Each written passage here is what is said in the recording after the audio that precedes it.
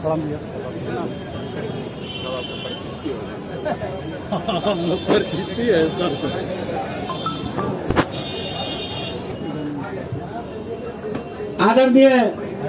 रामचंद्र प्रसाद सिंह जी, जो जानते हैं कि जनता, उसका नाम था आरसीपी सिंह।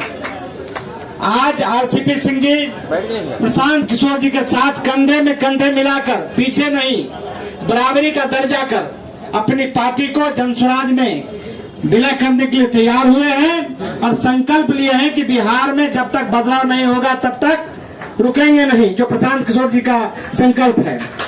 अब मैं सीधे तौर से मैं स्वागत करना चाहूंगा आरसीपी सिंह जी का, और प्रशांत किशोर जी के लिए यही कहना चाहूंगा कि जो इनका अभियान है अब आगे और तेजी से बढ़ेगा। मैं सीधे अध्यक्ष जी को देता हूं कि वो आपको बतावे।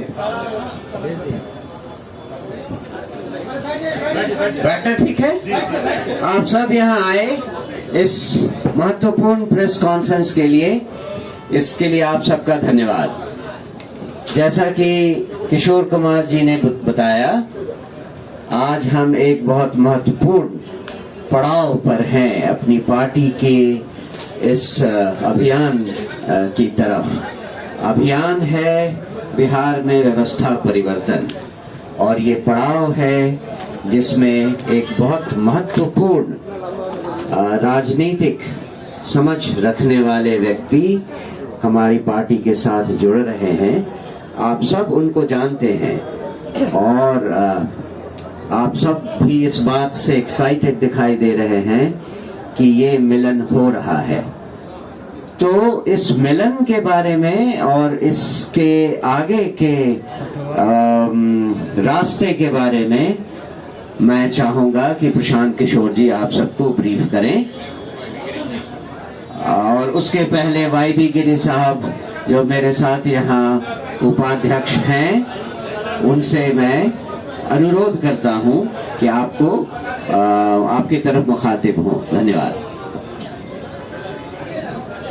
आज बिहार के बदलाव में एक नई कड़ी जुट गई है श्री आरसीपी सिंह जी की, जो एडमिनिस्ट्रेटिव और प्रशासन का और जो राजनीतिक संरचना का जो दोनों मिश्रण है, और प्रशांत किशोर जी का जो विजन है, ये दोनों सब मिलकर बिहार को आगे बढ़ाने में बहुत मददगार होगा। ये जो दोनों मिलन हुआ है, इसमें बेसिकली बिहार के बदलाव के लिए ही दोनों महानुभाव मिले हैं। दोनों का मिशन एक है, जो अभी के लोग सत्ता को काबिज किए हुए हैं और सत्ता का दुरुपयोग किए हुए हैं, उनको हटाकर अच्छी व्यवस्था, सुव्यवस्था बिहार में लाने का है। और इसके लिए इससे बढ़िया सहयोग नहीं है। दोनों को मिल जाने से इसको डेडली कॉम्बिनेशन हुआ है। ये ऐसा कॉम्बिनेशन है कि इसके सामने न भाजपा टिक पाएगी, न नीतीश जी की पार्टी टिक पाएगी, न राजद टिक पाएगा। अब लगता है कि बिहार का भविष्य उज्जवल है। और फिलहाल इतना ही मैं कह रहा हूँ। बहुत बहुत धन्यवाद सभी साथियों का, आपका हृदय से आभार। इतनी गर्मी में भी आप लोग इतनी बड़ी संख्या में आए हैं। मुझे कुछ साथियों ने कल बताया कि पत्रकार बंधु कह रहे हैं कि भैया कैंप में आप प्रेस कॉन्फ्रेंस करते हो, वहाँ गर्मी बहुत लगता है। तो भैया कभी कभी आप लोग भी गर्मी का मजा लीजिए, ताकि बिहार की जनता किस परिस्थिति में रह रही है उसका एहसास आपको पहले से भी है, थोड़ा थोड़ा उसका अनुभव हम लोग को साथ में भी मिलकर करना चाहिए। आप सबका इस गर्मी में आने के लिए स्वागत। और सबसे पहले दिल से अपने बड़े भाई आरसीपी सिंह साहब का इस व्यवस्था बदलाव के अभियान में जुड़ने के लिए, साथी बनने के लिए इनका हृदय से धन्यवाद कर रहा हूं, इनका आभार व्यक्त कर रहा हूं।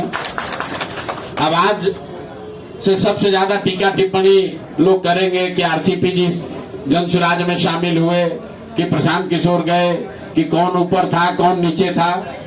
मेरे भाई, जितने लोग बिहार की राजनीति को कुछ वर्षों से देख समझ रहे हैं, 2015 में जिस महागठबंधन की चर्चा आज तक हो रही, जो केस स्टडी के तौर पर देखा जा रहा है, जिसके द्वारा मोदी जी और भाजपा का विजय रथ यहां 2015 में रोका गया था, उसमें लालू और नीतीश जी साथ में आए। उससे पहले आरसीपी और प्रशांत किशोर साथ में आए थे, तब वो व्यवस्था बनी थी।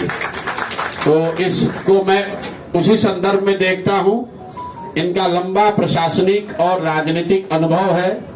संगठन और समाज, बिहार के संगठन और समाज को समझने और उसके साथ काम करने का जो अनुभव है, बिहार में बहुत कम ऐसे लोग हैं जिनको इतना लंबा अनुभव है। प्रशासनिक अनुभव की तो मैं बात ही नहीं कर रहा हूं।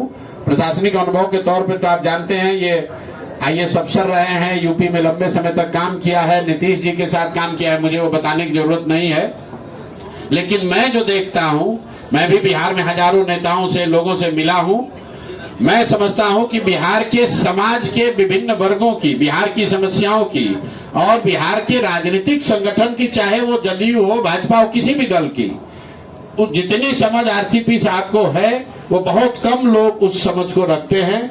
इसलिए अगर ये आज हम लोग साथ में दोनों आ रहे हैं, तो इसका बहुत बड़ा फायदा बिहार की उस सोच को, ये मत कहिए कि धनसुराज को फायदा होगा, उसका बहुत बड़ा फायदा उस सोच को होगा, जिस सोच में लोग चाहते हैं कि बिहार में एक नई राजनीतिक व्यवस्था, एक नया विकल्प बने। वो विकल्प बने जिसमें कि अब बिहार में भी शिक्षा और रोजगार की बात हो, बिहार भी अन्य राज्यों की तरह विकास की दौड़ में शामिल हो, और जिन लोगों का भी ये सपना है कि अगले 10 वर्षों में बिहार देश के 10 अग्रणी राज्यों में शामिल हो, वो उस सपने को पूरा करने के लिए जो सेना, जो राजनीतिक फौज, जो फॉर्मेशन तैयार हो रहा है, उसके अगुवा के तौर पर आप आज से RCP साहब को भी देखें। हम लोग भी उसी भूमिका में लगे हैं, और जो हमारे साथी बैठे हुए हैं यहाँ पर, वो चाहे रामबली जी हो, चाहे गिरी साहब हो, किशोर कुमार मुन्ना हो, हमारे अध्यक्ष श्री मनोज भारती जी हो, कुशवाहा जी हैं, या बहुत सारे साथी जो RCP जी के साथ संघर्ष कर रहे थे। अभी यहाँ पर एकदम मैं उनका परिचय नहीं करा पा रहा हूं, तो मैं माफी चाहता हूं उन लोगों से भी। ये सारे वो लोग हैं जिनके मन में सिर्फ एक ही बात है कि बिहार फिर से वापस जंगल राज की ओर नहीं लौटना चाहिए, और नीतीश जी की आज जो स्थिति है उसका फायदा उठाकर भाजपा पिछले दरवाजे से बिहार में कब्जा नहीं कर सके। इन दोनों लड़ाई को अगर लड़ना है तो बिहार में एक मजबूत, सशक्त, ईमानदार विकल्प होना चाहिए, जिसमें नीतीश कुमार ने आज से 10 साल 15 साल पहले जो कहा था, जिसमें तीनों C न हो, जिसमें क्राइम ना हो, जिसमें करप्शन ना हो, और जिसमें कम्युनलिज्म ना हो। ये बात कभी किसी जमाने में नीतीश कुमार जी ने हम लोग को बताया है कि प्रशांत जी, RCP बाबू, आप लोग ऐसा दल बनाइए, जदयू का इतना विस्तार कीजिए कि जो मेरा मूल सोच है कि बिहार में वो दल बने जिसमें क्राइम, करप्शन और कम्युनलिज्म तीनों की जगह न हो। वही सोच, उसी प्रयास को हम लोग आगे बढ़ाएंगे। अंतिम एक बात और कहूंगा, जो भी साथी जदयू के हैं, मैं और RCP जैसे लोग ये जानते हैं कि इस राज्य में किसी राजनीतिक दल में अगर सबसे ईमानदार और सही राजनीतिक कार्यकर्ता, नेता की बात नहीं कर रहा हूं, कार्यकर्ता किसी दल में है तो वो जदयू में है। तो मेरे भाई, आपके जरिए, मीडिया के माध्यम के से आप सबको अपील कर रहे हैं कि जदयू अब वो नहीं है। जदयू अब 4 ठेकेदारों की पार्टी हो गई है। नीतीश कुमार शारीरिक मानसिक तौर पर सक्षम नहीं है निर्णय लेने के लिए, तो ये आपका दल है। आप उस डूबती नाव को छोड़िए, और नीतीश कुमार व्यक्ति से ज्यादा नीतीश कुमार विचार का अगर आप सम्मान करते हैं तो आपको मालूम है कि आपका रास्ता जनसुराज है। जनसुराज ही वो व्यवस्था है जिससे कि बिहार में समाजवाद को जिंदा रखा जाएगा, लोहिया और जेपी के सिद्धांतों को आगे रखा जाएगा, जो गांधी को लेकर आगे चलेंगे, जो समाज के सभी वर्गों को साथ लेकर चलेंगे, और क्राइम, करप्शन और कम्युनलिज्म से मुक्त कोई राजनीतिक व्यवस्था होगी, उसका नाम जनसुराज है। तो आपके माध्यम से सभी उन जनता दल यूनाइटेड या उस तरह की व्यवस्था से जुड़े हुए राजनीतिक साथी कार्यकर्ताओं से भी आग्रह करता हूं कि आपको रास्ता दिख रहा है, अगले 1-2 महीने में तुरंत ज्वाइन कीजिए, उस डूबती हुई नाव को छोड़िए, क्योंकि अब नीतीश कुमार ना वो दल चला रहे हैं, ना वो दल चला सकते हैं। सरकार अफसर चला रहे हैं, और जनता दल यूनाइटेड 4-5 ऐसे ठेकेदार चला रहे हैं, ना जिनका राजनीतिक अनुभव है, और ना उनको कोई राजनीति से उनका सरोकार है। उनका सरोकार बस इतना ही है कि जितना हो सके बिहार को लूट लो 4 महीने में, क्योंकि इसके बाद तो व्यवस्था बचने वाली नहीं है। इसी के साथ मैं अपनी बात खत्म करूंगा। आज के दूल्हा, आज के नायक आरसीपी साहब हैं, एक बार फिर से इनका तहे दिल से शुक्रिया और धन्यवाद अदा कर रहा हूं। और बाकी सब सारा सवाल जवाब इन्हीं से कीजिएगा, हमसे मत कीजिएगा। बहुत बहुत धन्यवाद। ज्वाइनिंग, अरे भैया ज्वाइनिंग का मतलब क्या है? जब हम लोग अगल बगल बैठे हुए हैं, हम विचार से मिल, अरे भाई ये जन सुराज में 2 बरस हम पैदल चले, तो यहाँ तो कोई गमछा डालकर नहीं किसी को जोड़े। 1 करोड़ आदमी जुड़ा। जुड़ना विचार से है, जुड़ना इस प्रयास से है, जुड़ना इस सोच से है कि बिहार में सुधार होना चाहिए। पहले आप लोग आरसीपी साहब को सुनिए, इनसे जो सवाल जवाब आपका है वो कर लीजिए, उसके बाद जो फॉर्मेलिटी है वो कर लिया जाएगा। थोड़ा अरे आधा घंटा गर्मी में पसीना बहाइए आप लोग भी।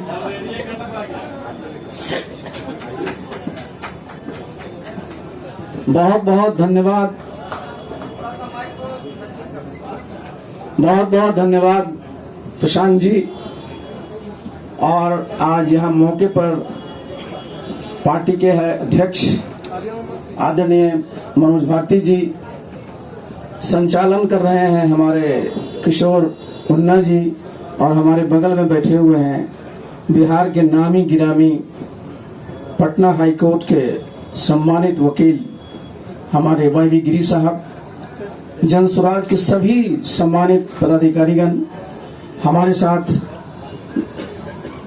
आप सबकी आवाज पार्टी के बहुत सारे हमारे यहाँ पदाधिकारी आए हुए हैं और मीडिया के सभी साथियों। सबसे पहले तो मैं प्रशांत जी को बहुत बहुत धन्यवाद देना चाहता हूं कि आज हम तो पिछले सप्ताह भी नहीं सोचे थे कि 18 तारीख को रविवार के दिन आप सबकी आवाज पार्टी का विलय हम लोग जन स्वराज में करेंगे। देखिए, मैं तो इन सब चीजों में विश्वास करता हूं, और आज रविवार का दिन है। हम लोग सूर्य के उपासक हैं बिहार में, छठ की पूजा सब करते हैं, तो आज सूर्य भगवान का दिन है। बहुत ही हमारे लिए तो शुभ है। ये तो महत संयोग है, और न मैंने कभी सोचा था, न मेरे किसी साथी ने सोचा था कि इतना शीघ्र ये होने वाला है, लेकिन ये हो गया। हम लोगों का ये जो प्रयास हुआ है, देखिए मैं इस बात को मानता हूं कि कहीं न कहीं से आशीर्वाद रहता है, तभी ये सब हो पाता है। तो सबसे पहले तो जितने भी हमारे यहाँ नेता हैं जन स्वराज के, उनके प्रति भी मैं आभार प्रकट करना चाहता हूं। और आप लोग भी 2 वर्षों से ज्यादा समय से पूरे बिहार का दौरा किए। कोई इलाका नहीं है जहां आप नहीं गए, पैदल गए हैं। मैं भी समझिए कि बहुत वर्षों से पैदल तो नहीं, लेकिन बिहार के हर एक कोने को छाना है। और हम प्रशांत जी अभी बैठे हो, 2015 में हम लोग महागठबंधन की जो सरकार थी, किस प्रकार से मेहनत किया गया था और कामयाबी हासिल हुई थी, आप भी जानते हैं, हम लोग भी समझते हैं कि सबकी अपनी अपनी एक खासियत होती है। और बिहार में भी क्या है, सब लोग बोलता है कि साहब 2 बहुत मजबूत संगठन है, एनडीए है, इंडिया है। हमने कहा कि एनडीए में भी हम लोग काम किए हैं, इंडिया में भी काम किए हैं, और हम दोनों तो इन लोगों के लिए मजदूरी किए हैं, मजदूरी किए हैं। और अपनी पहली बार जब अपना घर हम लोग बना रहे हैं, तो भाई ये तो मजदूरी नहीं, ये तो अपने ही लिए हम लोग करेंगे। और हमारा घर क्या है, हमारा घर ये सुंदर बिहार, खुशहाल बिहार है। और इसके लिए आप देखिए, जहां भी आप देखते हैं, जहां मैं सुनता हूं प्रधानमंत्री जी को बहुत कस करके कहते हैं कि 2047 में विकसित भारत बनाना है, बिहार के बारे में चर्चा नहीं होती। बिहार में कहीं आप लिखा रहेगा विकसित बिहार, लेकिन जितने भी पैमाने हैं, जितने भी मानक हैं, अगर देखिएगा बहुत बहुत पीछे हैं। मैं एक बार नहीं, मैं कई बार मीडिया साथियों के सामने कर रहा हूं, मैं रिपीट करने के बावजूद भी मैं कर रहा हूं कि आप देखिए किसी भी प्रदेश के प्रति व्यक्ति आए, भाई भारतवर्ष में करीब करीब 2 लाख रुपया है, बिहार में आज भी 60,000 नहीं पार कर पाया। और 2047 में जब राष्ट्रीय आय 15-16 लाख हो जाएगी, तो अगर यही स्पीड रहा तो बिहार उस समय भी 3-4 लाख पर रहेगा। तो जरूरी किस बात की, इसकी चर्चा प्रशांत जी कर रहे थे कि भाई वो बिहार यहाँ क्या होता है, सब लोगों को डिमोरलाइज किया जाता है कि बिहार में कुछ नहीं है। क्या बोलते थे कि यहाँ बालू है, फिर एक नाम ले लेते, मैं नाम नहीं लूंगा, और फिर कहते थे आलू। मतलब कहीं यहाँ कोई खनिज संपदा है ही नहीं।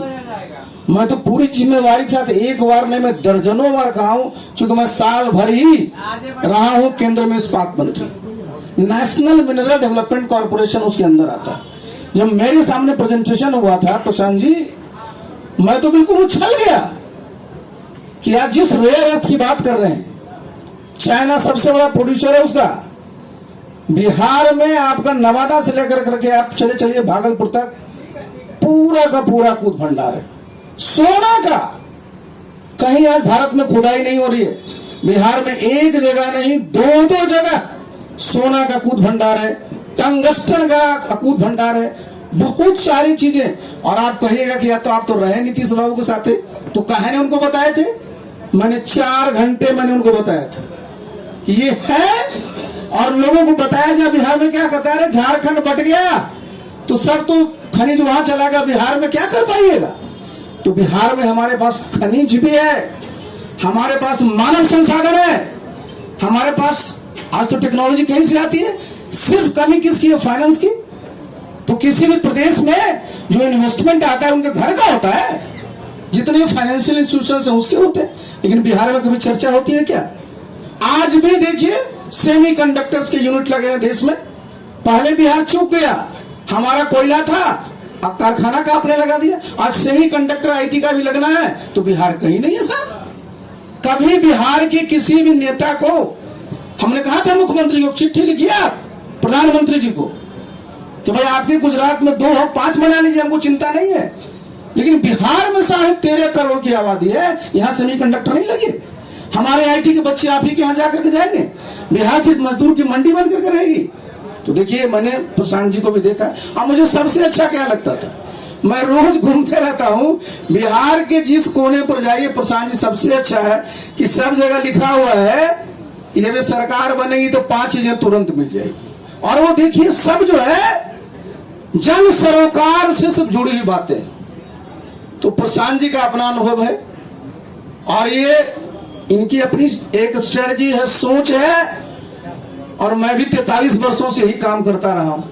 या तो मैं सरकार में 28 साल रहा और 15 साल से मैं इसमें हूं।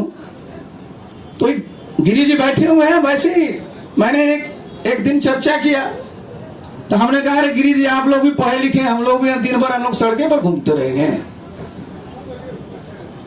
बहुत ही देखिए होना रहता है, और ये तुरंत हुआ। और ये मैं समझता हूं, मैंने बताया ना कि ये बहुत ही शुभ है। और हम सब लोग यहाँ जितने लोग बैठे हैं सब काम में विश्वास करते हैं, और हम लोग काम किए हैं, काम करेंगे, काम करके दिखाएंगे। और जितनी ताकत है हमारे कार्यकर्ताओं में उत्साह है, और इस उत्साह को हम लोग जब जमीन तक ले जाएंगे तो निश्चित रूप से कामयाबी हासिल होगी। और बिहार में जो 35-36 साल से लोग इधर या इधर की चर्चा करते रहते हैं, तो लोग बोलेगा जरूर कि यार ये लोग तीसरा नंबर पर है। लेकिन देखिए, परीक्षा जब हम दे रहे हैं ना, तो तीसरा नंबर पर जरूर है, रिजल्ट निकलेगा तो जब हमेशा टॉप किए हैं फिर टॉप किए। चलिए, मौका फिर बहुत हम लोगों को मिलेगा। एक बार फिर से मैं प्रशांत जी को, उनकी पूरी टीम को बहुत बहुत धन्यवाद देना चाहते हैं। और आपके अगर कुछ सवाल होंगे तो मैं जवाब दे दूंगा। रामचंद्र बाबू, एक सवाल इधर से कि आप जो है सो केंद्र में मंत्री भी रहे, लंबे समय तक प्रशासनिक अधिकारी भी रहे। प्रशांत जी आजकल लगातार 2 साल से व्यवस्था परिवर्तन की बात करते हैं। आप व्यवस्था से जुड़े हुए रहे और आपके अंदर भी व्यवस्था परिवर्तन की बात उस समय रही होगी, तो आप अपने समय क्या परिवर्तन लाए और आज आप कैसे समझते हैं कि प्रशांत जी के नेतृत्व में जो बिहार में पुराना व्यवस्था है वो परिवर्तन हो पाएगा? देखिए, व्यवस्था का मतलब क्या होता है? व्यवस्था का मतलब होता है कि जितने तरह के आपके कानून बने हुए हैं, जितने तरह के आपके नियम बने हुए हैं, उसमें बदलाव आते रहना चाहिए। कोई व्यवस्था परिवर्तन का मतलब कोई जो होता है ना, जिसको हम लोग कहते हैं जब कोई रिवोल्यूशन होता है कि आपने सत्ता का सिर्फ जो है उसको परिवर्तन कर दिया, एक्स की जगह वाई आ गए। व्यवस्था का मतलब क्या है? देखिए देखिए देखिए जरा आप देखिए, इनकी पार्टी का नाम क्या है? अब हम लोग जिसमें आ गए हैं जन सुराज। सुराज का मतलब ही होता है गुड गवर्नेंस। और अगर गवर्नेंस का क्या होता है कि जो भी आपकी पॉलिसी है, चाहे वो सर्विसेज की चीज हो, कोई सुविधा देने की बात हो, किसी चीज की बात हो, हैसल फ्री जिनके लिए है वो मिले। अब आप कहिएगा, आज मैं बता रहा हूं, मुख्यमंत्री जी कहते हैं कि हमारा कार्यक्रम है सरकार आपके द्वार। 2010 के बाद तो नहीं रहे, और 2022 के बाद तो हम पार्टी भी छोड़ दिए, तो अब कौन टैक्स ले रहा है? आरसीपी जी, आप लगातार नीतीश जी के साथ में एक समय था कि नीतीश जी के आप दाएं बाएं सब हाथ थे, आपने कई पार्टी बदली, अपनी पार्टी बनाई,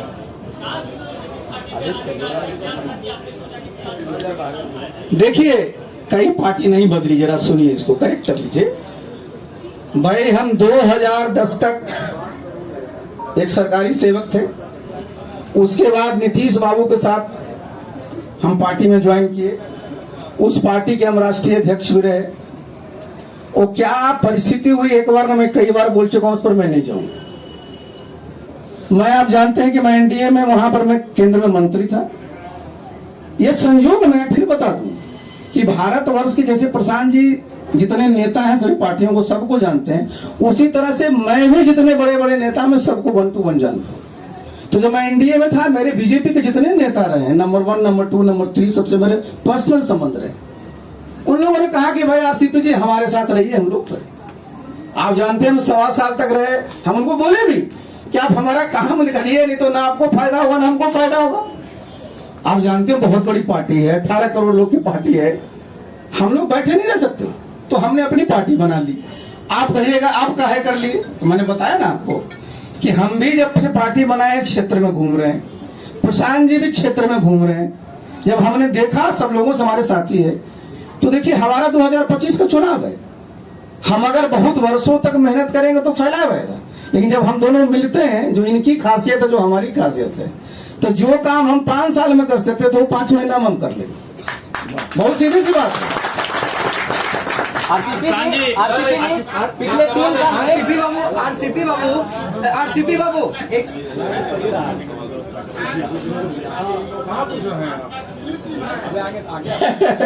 अच्छा देखिए, आपने कन्हैया जी, आजकल भारतवर्ष में कोई भी टीम है क्या? टीम होती है, ये निर्भर करता है कि परफॉर्मेंस क्या है। कन्हैया जी, हम लोग ए टीम है और ए टीम की तरफ परफॉर्म करेंगे। जिनको आपको बी टीम कहना, सी टीम कहना, कह दीजिए। आरसीपी जी, आरसीपी जी, आरसीपी जी, मैंने रात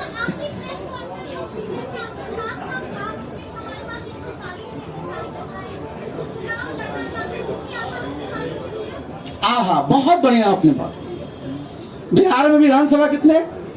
243। हमारे पास, एक मैं बता दूं, चूंकि मैं संगठन का आदमी, चूंकि आपने छेड़ा है, तो आज जरा जान लीजिए 534 प्रखंड है। सभी प्रखंडों पर हमने अध्यक्ष बनाया, सभी जिलों में अध्यक्ष बनाया। हमारे पास जो आपने 140 बोला ना, 155 हमने विधानसभा प्रभारी बनाए कि भाई विधानसभा को देखिएगा। लेकिन मैंने बताया ना कि भाई हम जब ये करने जा रहे हैं तो नीचे तक हमारी बात पहुंचना इतना आसान नहीं है। लेकिन हमने बताया ना कि जो प्रशांत जी की खासियत है, इनके साथ जो चीजें हैं, इतने से जो काम किए हैं, तो इनके साथ जब हम मिलते हैं तो ऐसा तो है नहीं कि हमारे जितने कार्यकर्ता हैं उनकी जगह नहीं, वो सब लोग तो वहीं से हैं। इन्होंने एक अच्छी बात कही था कि भाई मैं एक बार नहीं, मैं तो बार बार बोलता हूँ, तो हमारी तरफ से प्रशांत जी बोल दी, मैं जेडीयू वाले को अपील करते रहता हूँ ना कि वो पार्टी को हम लोग बूथ स्तर पर पहुंचाए। अभी 4 लोगों ने अवैध कब्जा कर लिया, तो अवैध कब्जा को छुड़वाने के लिए हम लोग अकेले लगे हुए थे, और हम तो दोनों 2015 में साथ ही काम कर रहे थे ना। तो देखिए उसमें कहीं कोई कंफ्यूजन नहीं है। और हमारे जितने कार्यकर्ता है, पता कर लीजिएगा, कल भी मैंने आपको मैं बता दूं, बिहार के जितने हमारे कार्यकर्ता थे जो समता काल से, उनसे मैंने, गिरी जी बैठे थे 3 घंटे सबसे बात की। तो ये हम लोग सबको साथ लेकर के चलते हैं, और हमारे जितने कार्यकर्ता हैं, सभी कार्यकर्ता में दम है सब जो है उत्साही है और सब सकारात्मक सोच के हैं और इसके बदौलत हम लोग इस दल को और मजबूत बना। आरसीपी जी एक मिनट खाली मैं ऐड करना चाहता हूं। आप लोग सब पत्रकार अनुभवी लोग हैं। अभी जनता दल यूनाइटेड में जो सो कॉल्ड आप लोग जिसको बड़ा नेता कहते हैं, तो चारों नेता पांचों नेता का नाम आप लोग लिख लीजिए और उनसे जाकर जरा पूछ लीजिए कि जनता दल यूनाइटेड की नीतीश कुमार के जीवन की जो सबसे बड़ी राजनीतिक लड़ाई थी उसमें उन चारों पांचों लोगों की क्या भूमिका थी। वो चारों पांचों लोग तो अपना क्षेत्र न बचा पाते अगर हम लोग मदद नहीं कर पाते। वो क्या दल चलाएगा भाई। वो तो विशुद्ध तौर पर सत्ता में बैठकर कमजोर नीतीश कुमार का फायदा उठाकर वसूली कर रहे। सब वसूली मंत्री है। हमसे सुनिए, हमको कहता है भेजेंगे लीगल नोटिस, तो हम लीगल नोटिस डरने वाले हैं। हमने कहा ये वही आदमी है जो कांग्रेस के अध्यक्ष रहते हुए ये हिम्मत नहीं होती थी कि लालू जी के घर जाएं। जब गठबंधन की बात हुई तो यही आरसीपी सिंह है जो जाकर कहे कांग्रेस को 40। तो लालू जी ने कहा कि आरसीपी हम लोग के साथ धोखा कर दिया है। तो उसके बाद ही लोग डर के मारे लालू जी से बात करने नहीं जाते थे। तब माननीय सदानंद बाबू जिंदा थे और मैं कैमरे पर कह रहा हूं, पूछ लीजिए, इनकार वो नहीं कर सकते। किसी पत्रकार ने पूछा भी था तो उन्होंने स्वीकार भी किया। ये दोनों लोग सदानंद बाबू और तब के कांग्रेस के अध्यक्ष ये आकर हमारे कमरे में बैठे रहते थे कि प्रशांत जी लालू जी से आप बात कीजिए। हम लोग जाते हैं, बड़ा बेइज्जत करते हैं हमको और ये हम लोग को राजनीति सिखाएंगे। मेरे भाई, बस नीतीश कुमार अगर शारीरिक मानसिक तौर पर आज सचेत रहते तो इन लोगों की जो स्थिति पहले थी वही स्थिति आज भी रहती। जब वो मानसिक तौर पर सजग थे, सचेत थे, मजबूत थे, तब उन्होंने आरसीपी सिंह को रखा था, प्रशांत किशोर को रखा था। जब वो शारीरिक मानसिक तौर पर आज कमजोर पड़ गए हैं तो जो 4-5 लोग हैं वो सब वो गिद्ध हैं जो अब उनको नोच रहे हैं। उनकी गरिमा, उनका लेगेसी, जो कुछ भी नीतीश कुमार के बारे में बिहार के इतिहास में लिखा जाता अच्छा, वो आज गलत लिखा जाएगा। अगर नीतीश बाबू आज से 3 वर्ष पहले पद छोड़ दिए होते तो बिहार की जनता आने वाली कई पीढ़ियों तक लोग उस आदमी को याद करता कि नहीं, कुछ भी हो, नीतीश कुमार ने बिहार को सुधारने के लिए कुछ किया है। लेकिन आज जब उनका पद छूटेगा तो लोग ये लिखेंगे कि ये वही नीतीश कुमार है जहां अधिकारियों का जंगल राज हो गया। ये वही नीतीश कुमार है जहां लोगों ने सबसे भ्रष्ट सरकार देखी। ये वही नीतीश कुमार है जहां 4 लोगों ने टिकट बेचा। इसमें कौन है जो कार्यकर्ता को जानता है? अभी आप लोग जाइएगा इस प्रेस कॉन्फ्रेंस के बाद, जो नीतीश कुमार का 4 सबसे बड़ा राजनीतिक सिपह सलार अभी बना हुआ है, उसे पूछिएगा कि जदयू का जितना जिला अध्यक्ष है उसका खाली अध्यक्ष का नाम बता दो बिना कागज देखे। कि देखिए आरसीपी बाबू हंस रहे हैं। अरे सब तो कार्यकर्ता का छोड़िए, अध्यक्ष का नाम नहीं जानता है। नीतीश जी का बना लोगों ने मेहनत किया है, बैठ के मलाई मार रहे हैं। सवाल आरसीपी जी एक सवाल हाँ बोलिए। आपके रहते हुए प्रशांत किशोर जी को जदयू क्यों छोड़ना पड़ा? देखिए, आप ये जो बात पूछे ना, तो आप जानते हैं, ये भी जानते हैं, नीतीश जी का जो काम करने का स्टाइल है ना, जब उनके साथ काम करिएगा तो समझिए जितने निर्णय होते हैं, मैं बता दूं उसका हुआ तो नीतीश बाबू, गड़बड़ हुआ तो आरसीपी सिंह, प्रशांत किशोर को और नाम आ जाए। कि समाज को सुधारने में मेरा योगदान कुछ नहीं रहा है। 15 तक योगदान नहीं है, तभी तो आकर 21 से फिर से आकर उस योगदान को देने के लिए ईमानदारी से काम कर रहे हैं। हम उनमें से नहीं है जो ये कहेगा कि बिहार को बनाने में हमारा बहुत योगदान है। 15 के चुनाव जिताने में मेरी भूमिका थी। बिहार के समाज के लिए, बिहार के लिए मैंने अपनी ओर से कोई प्रयास नहीं किया था। वो प्रयास मैंने 2022 से मई में शुरू किया था। तो अगर आरसीपी जी ने या किसी ने ये कहा भाई प्रशांत किशोर का बिहार में कोई योगदान नहीं है, आप लोग भी कहते हैं, पूछे तो आप ठीक कहते हैं। मेरा योगदान नहीं था। हम तो देश दुनिया घूम रहे थे, लेकिन मई के बाद हमने कुछ योगदान करना शुरू किया है। हम ये नहीं कह रहे बहुत योगदान कर दिया, थोड़ा बहुत प्रयास कर रहे हैं बिहार को समझने का, बिहार के लोगों से जुड़ने का। और हमें कोई हड़बड़ी नहीं है, 5 बरस 10 बरस 20 बरस योगदान करेंगे, और जब जनता मानेगी कि योगदान किया है तभी उसका दावा करेंगे। बिना काम किए हुए मजदूरी नहीं मांगते हैं। तो इन्होंने कहा तो बिल्कुल ठीक कहा कि भाई प्रशांत किशोर का कोई योगदान नहीं था, चुनाव लड़ाने में उन्होंने भूमिका अदा की, और उसके एवज में अगर नीतीश कुमार जो उस समय के नेता थे उन्होंने पद इनको दे दिया, जगह दे दी, तो जैसा ही बता रहे किसी ने विरोध भी नहीं किया। लेकिन बिहार को समाज के लिए तो मैंने कोई काम नहीं किया था, हमने नीतीश कुमार के लिए काम किया था, जदयू के लिए काम किया था, इस अपेक्षा से काम किया था कि नीतीश कुमार और जदयू बिहार के समाज के लिए काम करेंगे। जब वो अपेक्षा पूरी नहीं हुई तो अब खुद लग के समाज के लिए कुछ कर रहे हैं, तो मानने में कोई गुरेज नहीं। आप लोग लिखिए, आप लोग तो बोलते ही है कि भाई क्या किया प्रशांत किशोर, तो बिजनेसमैन था। राष्ट्रीय फिर वही बात है सर, यही सवाल है प्रशांत जी राष्ट्रीय अध्यक्ष बना रहे हैं क्या?